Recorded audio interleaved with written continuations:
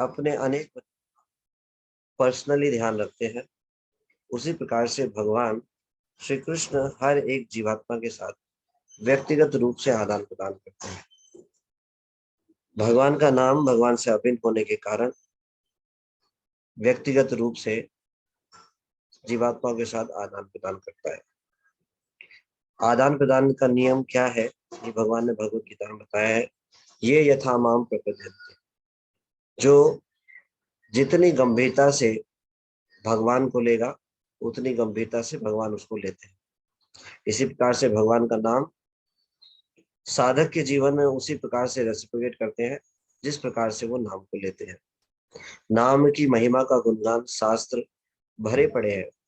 ये केवल इसी बताने के लिए है कि भगवान के नाम की क्या महिमा है। इतना श्रवण के बाद जो भगवान के नाम को गंभीर ना ले तो किस प्रकार से लाभ प्राप्त कर सकता है। उद्देश्य यही है कि भगवान के नाम को गंभीर लिया जाए और भगवान का जो ये गुण है हर एक जीवात्मा के साथ व्यक्तिगत रूप से आदान प्रदान करने का, उसका पूरा लाभ उठा सके। ये भगवान का नाम जो है कृष्ण प्रेम प्रदान करने वाला है। तो कैसे प्राप्त होगा? गंभीर प्रयासों से। अलग अलग स्तर पे जो भक्ति में जो प्रगति के स्तर है, सबसे पहला है श्रद्धावान व्यक्ति नाम का आश्रय लेता है, भक्तों के संग में आता है और भजन क्रिया करता है, और उसके बाद अनर्थ निवृत्ति होती है। तो साधक को भक्ति में तुरंत निष्ठा के स्तर पे आना चाहिए। लॉन्ग टर्म प्लान नहीं बनाना चाहिए, बहुत ही लंबा प्लान नहीं बनाना चाहिए। भक्तों के संग में आए तो तुरंत भजन क्रिया में लगना चाहिए और गंभीर प्रयास होना चाहिए। गंभीर प्रयास का लक्षण है कि वो आचार्यों के बताए गए मार्ग पे, गुरु के बताए गए मार्ग पे, जो वो बताएं डूज और डोंट्स, क्या करना है क्या नहीं करना है, इस नियम का दृढ़ता पूर्वक पालन करे। जब वो ऐसा करेगा तो अनर्थ निवृत्ति होगी। अनर्थ निवृत्ति के बाद स्तर आता है निष्ठा का। तो हर एक साधक का कर्तव्य है वो निष्ठा के स्तर पे जप को तुरंत लेके आए। जैसे ही नाम की महिमा पता चली तो क्या करना चाहिए? निष्ठा के स्तर पे आना चाहिए। ऐसा नहीं पूरे जीवन भर अनर्थों से ही जूझते रहे। अनर्थों से सदैव ही जूझते रहेंगे यदि हम गुरु के आदेशों का पालन नहीं करेंगे। तो तुरंत क्या करना चाहिए? पहले जो किया किया, लेकिन अभी समझ में आ गया है जीवन का लक्ष्य क्या है, तो गुरु के चरण आश्रय होकर वो जो कहे तुरंत उसको करे।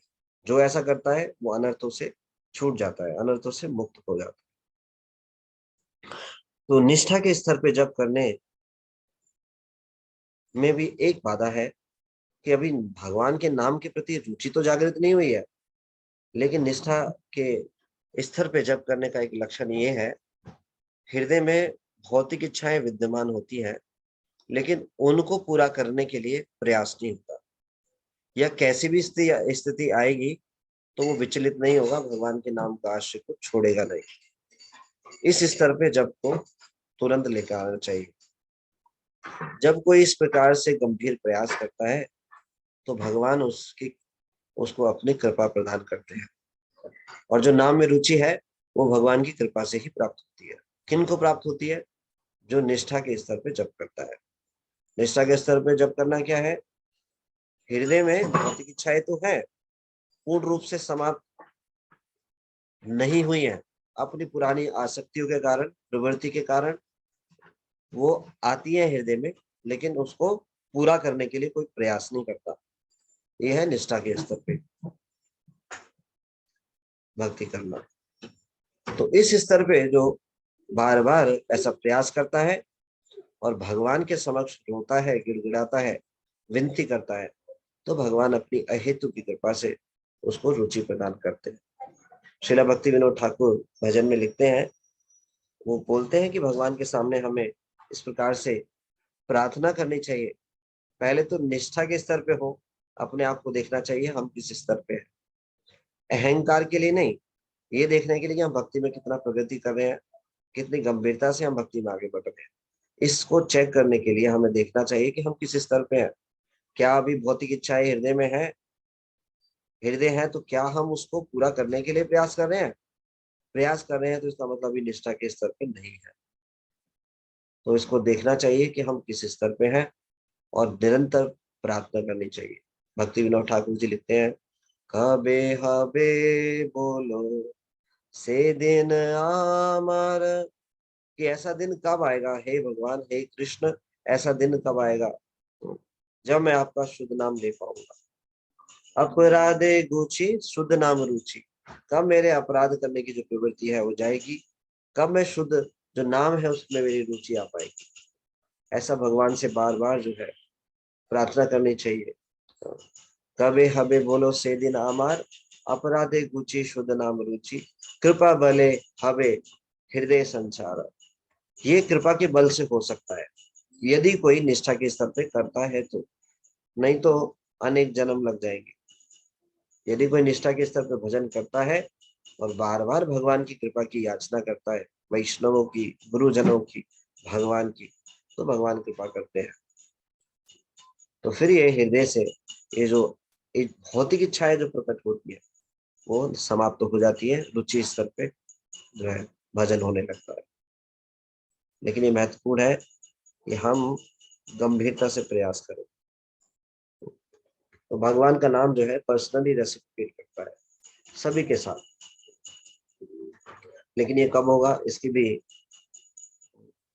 कंडीशन चैतन्य महाप्रभु ने बताई है, त्रिनादपि सुनि चैना तरुरपि सहिष्णुना अमानी न मान देना कीर्तनिया सदा है। ग्रोस रूप पे कई बार हम ऊपर ऊपर देख लेते हैं कि अनर्थ खत्म हो गए हैं, लेकिन सटल रूप में बहुत सारे अनर्थ है। त्रिनाद का हीना कब निज मानी, अपने सम्मान की इच्छा ये बहुत प्रबल है, ये भी बाधा है। तो हमें अपने को देखना चाहिए, चेक करना चाहिए और पूछना चाहिए कैसे हम इसको दूर कर सकते हैं, और बार बार भगवान से प्रार्थना करनी चाहिए। तो ये बहुत ही महत्वपूर्ण है कि अपने भजन को निष्ठा के स्तर पे लेकर आए तुरंत, बिना देर किए। हरे कृष्णा कृष्णा कृष्णा हरे हरे, हरे राम राम राम। जिस प्रकार से एक शराब की बोतल को अगर उसमें शराब भरी हुई है उसको खाली भी कर दिया जाए तो उसके बोतल से दुर्गंध नहीं जाती, इसी प्रकार से यदि भौतिक इच्छाएं के लिए हम कोई प्रयास नहीं भी कर रहे हैं लेकिन वो भौतिक इच्छाएं बार बार आ भी रही हैं, तो ये इसके दुर्गंध के समान है। ये भी ऑब्स्टेकल है भगवान की भक्ति में आगे बढ़ना। तो इसके लिए हमें भगवान से बार बार प्रार्थना करनी चाहिए। ये कृपा से ही हो सकता है, इसमें हमारी अपनी शक्ति से नहीं हो सकता। ये कृपा कब होगी, जब हम आचरण रखेंगे, गंभीर आचरण भक्ति को।